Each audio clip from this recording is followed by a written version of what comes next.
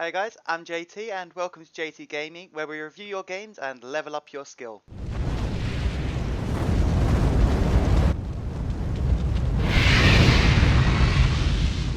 Unit promoted. Okay, so the first game we're going to look at is between Big Boss and bikerushownz. So let's take a look at this one now. Just looking at your deck first. So it looks like to me your plan's going to be getting a big economy as fast as possible using double harvester and needing to get your avatars onto the field. You do have quite significantly high levels, higher than Bikerush, even though he does have high levels as well. So this should be an interesting match. We're going to be watching from Big Boss's perspective.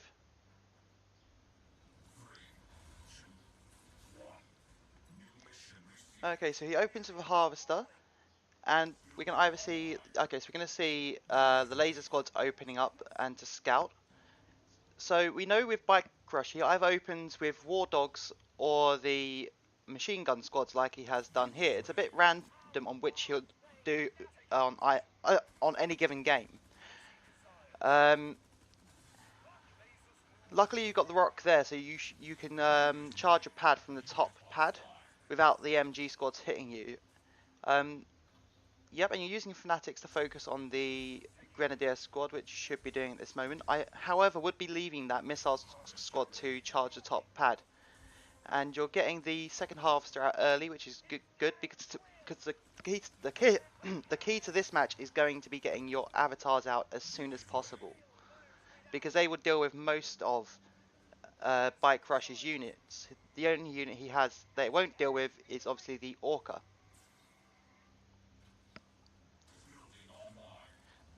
Okay, so we're going into a war factory now.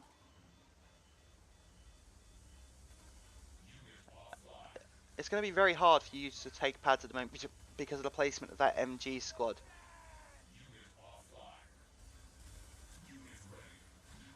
Okay, so Bikerush takes the first missile. I think we're focusing a bit too much on the MG squads here. I'd focus on just building up your economy and not wasting any Tiberium at this point. A stealth tank is going to be good because of the Orca that we've just seen. And some of the beefier units can hold a pad against an MG squad, such a tank for a bit longer if you want to cheese out a missile. Okay, and now we see snipers on. I mean, these Fanatics are quite good damage per second, although they are quite flimsy, so the machine gun squads will just rip them apart. And you never want to be sending out Fanatics as a solo unit. They need to be double teaming because of how flimsy they are. But now we have an avatar on the field and we should clear up quite easily here.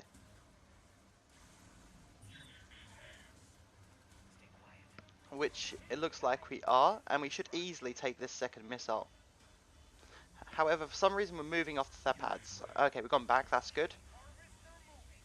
Okay, so you need to get the units on the other pads so it doesn't stall out. Okay, good. So we got the second missile, and now I'd be attacking the base for sure with the avatars, which we're doing. And at this point, it looks like Bikerush has just given up because his units can't handle the avatar.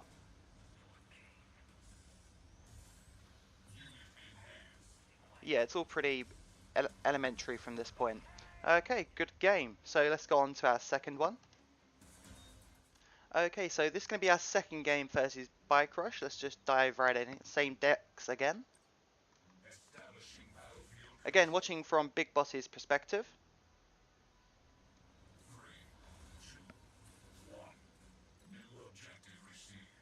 And the same opening with the harvester. Okay, so you substituted wheels for the buggy, an interesting choice.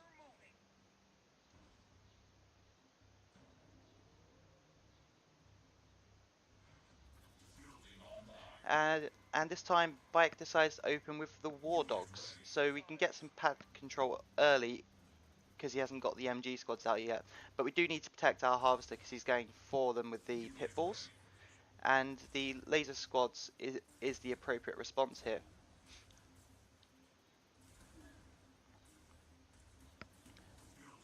once that top missile squad deals with the War Dog, I would have microed away the Harvester and put the laser squad to double team the Pitbull, but however it is a little bit late now. A Scorpion tank will deal with those Pitbulls quite nicely.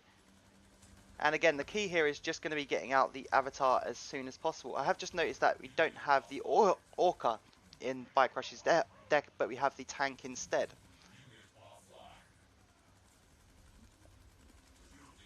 Okay, we need to take out the Liang drone. Because that's really holding in place Bikerush's MG squads there. Without that Liang drone, the buggy could have taken care of the MG squad, and we had a laser squad just sitting there doing not much really. We need to take care of that MG squad down at the bottom, because Bikerush notoriously places MG squads quite close to the Harvester to harass it constantly, and they can be really difficult to shift. So we've done that, which is really good.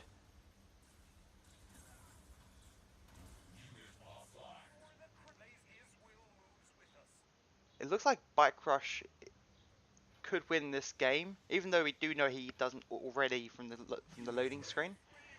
Okay, so we get the Avatar out, and these will deal with the units on the pad quite easily. They'll tear through the MG squads like butter.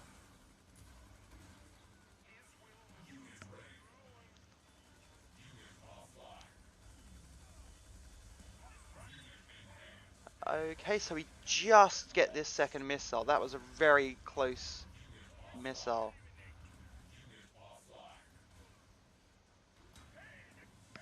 Okay, so again, we need to get another Avatar out onto the field, which we do.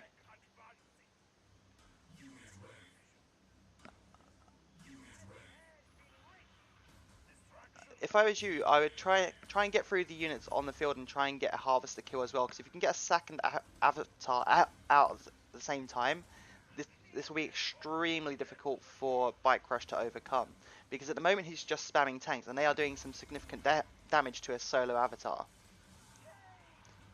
Okay, and we've got our second Avatar on the field, and you're microing away the damaged one, which was wise. Okay, and we can use that to hold the top pad as well, because that'll have an explosion effect against any of the units surrounding, because that Avatar is clearly going to die quite soon.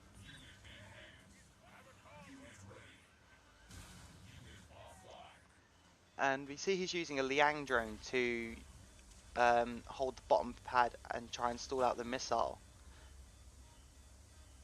These are quite effective because we haven't got any counters at the moment. Okay, there we go. Now we do, so that can get rid of the Liang drone. Okay, very good moving the Avatar up top, because you saw some units coming that would take care of our stealth tank. Yeah, very well played. Okay, so on to our final game. The Big Boss versus Suzaku. Okay, so we're going to be watching from Big Boss's perspective again.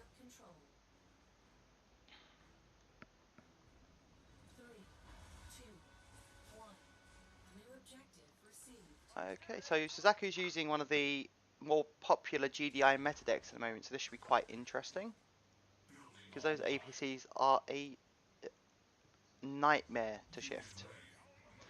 Okay, so we've gone for a buggy opening. This is an interesting opening. So I'm assuming you've played Suzaku before and know he's going to be opening with either militants or rocket soldiers. Suzaku's responding appropriately by opening a second rocket soldier to double team your buggy, and you're already onto your second half, so building this economy early is a very good idea for your deck. Okay, and now you see some Fanatics coming out, which are a hard counter to the rocket soldiers. However, drones will take care of our Fanatics quite easily, because as I've said before, they are extremely flimsy. They do have higher DPS and the buff, but I'm just not sure at this point whether they are worth it for what they do. I haven't played Fanatics much myself yet, so jury's still out on that one.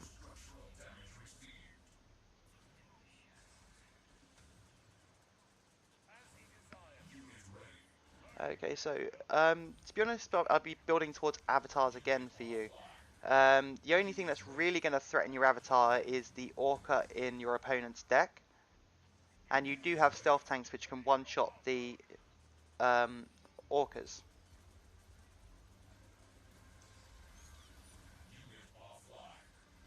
Another thing to keep in mind with your stealth tanks is the units that have the detector feature, like the missile squad, so the stealth feature has no effect on them. And stealth tanks are again quite flimsy, although they obviously do pack a punch, and and are a very good unit if used properly and microed properly. Okay, so it looks like we're going to be taking this second missile. However, Suzaku does have a significant economy advantage at this point because he's just been tearing through your harvesters. We see that he's getting out a lot of drones and a lot of Orca bombers, so we can be focusing a lot on laser squads because they can double team the Orcas, whereas the stealth tank will not be able to one hit the drones. They'll leave a unit from their squad left.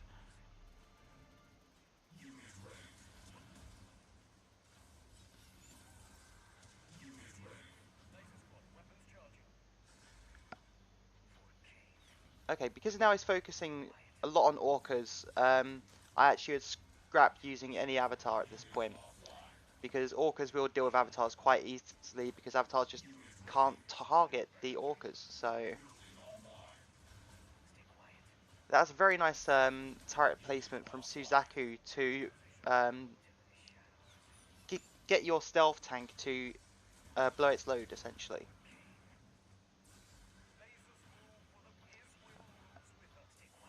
Okay, so we managed to micro the stealth tank away a little bit, but it did die in the end. Okay, this is an extremely close game. Well played from both players.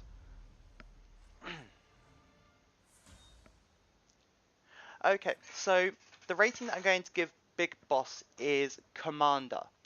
Um, you did play well, but there were some mistakes that you made earlier on, such as not charging the missile in the first game when you could have done with your laser squad when the MG squad couldn't have attacked it. Your microing could use some touching up. Um, you made a few careless mistakes with the stealth tanks getting them detected and killed, but you were sometimes body blocking and playing generally well. Although I do think that without some of your levels, you might have suffered in some of these games. But overall, well played. Anyway, I hope you guys enjoy the video. If you did, please like, comment, and subscribe. Let me know what you guys think and give your ratings in the poll at the top right of the video. Okay, so have a good one.